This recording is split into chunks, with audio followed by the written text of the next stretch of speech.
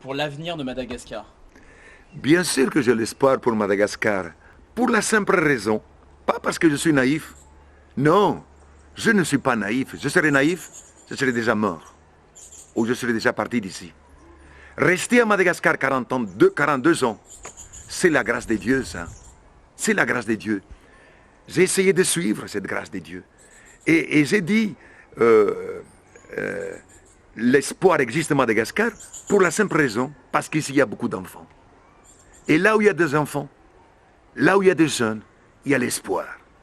Vous pouvez avoir des hommes saints, des femmes saintes en Europe. Mais s'ils ont 60 ans, 70 ans, il n'y a pas d'espoir en Europe. L'espoir est ici, en Afrique et à Madagascar.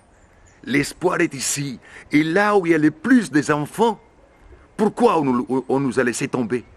Pourquoi nos frères chrétiens, je dis chrétiens, la grande famille chrétienne, pourquoi nous avons oublié ces enfants? Chaque enfant, c'est un sourire de Dieu. Et il y a des moments difficiles que je passais ici, où je pensais, je ne veux pas me relever. Et voilà qu'un enfant vient, il me prend la main, il sourit. Un enfant qui vient, il me prend la main, il sourit. Et tiens, il m'a passé une telle énergie, il m'a passé une telle grâce de Dieu, par son sourire, qui m'a dit, hé, mets-toi debout et continue ton combat.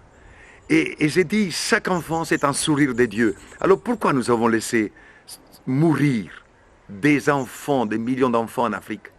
Parce ils n'ont pas assez à manger. Ils ont la faim dans les ventres.